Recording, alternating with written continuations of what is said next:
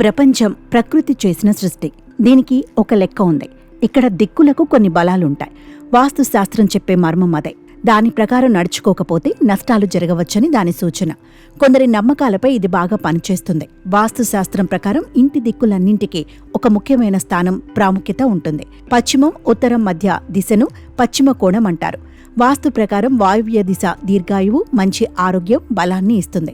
ఇంటికి వాయువ్య దిశలో దోషముంటే స్నేహితులు కూడా శత్రువులుగా మారతారు. దీంతో పాటు శక్తి, వయస్సు తగ్గుతుంది. ఈ పరిస్థితిలో వాయువ్య దిశకు సంబంధించిన కొన్ని ప్రత్యేక విషయాలను తెలుసుకుందాం. వాస్తు శాస్త్రం ప్రకారం పెళ్లైన మహిళలు వాయువ్య దిశలో అంటే పడమర కోణంలో పడుకోకూడదు. ఈ దిశలో పడుకోవడం వల్ల వైవాహిక జీవితంలో సమస్యలు వస్తాయి. మరోవైపు పెళ్లి కాని అమ్మాయిలు వాయువ్య దిశలో నిద్రించాలి. ఎందుకంటే ఈ దిశలో పడుకోవటం వారికి వివాహ అవకాశాలను బలపరుస్తుంది. వాస్తు ప్రకారం పిల్లల చదువు కోసం స్టడీ టేబుల్, కుర్చీని ఉత్తరం లేదా పడమర కోణంలో ఉంచడం శ్రేయస్కరం. అదే సమయంలో బుక్ షెల్ఫ్ను పశ్చిమ లేదా దక్షిణ దిశలో ఉంచడం శ్రేయస్కరం. అయితే టేబుల్ ల్యాంప్ ఎల్లప్పుడూ టేబుల్కి ఆగ్నేయ దిశలో ఉండాలి. వాస్తు శాస్త్రం ప్రకారం వాయువ్య దిశలో దోషాన్ని తొలగించడానికి అక్వేరియం లేదా చిన్న ఫౌంటైన్ను ఏర్పాటు చేయాలి. ఇందులో 8 బంగారు చేపలు, 1 నల్ల చేపను ఉంచడం శుభప్రదంగా పరిగణిస్తారు.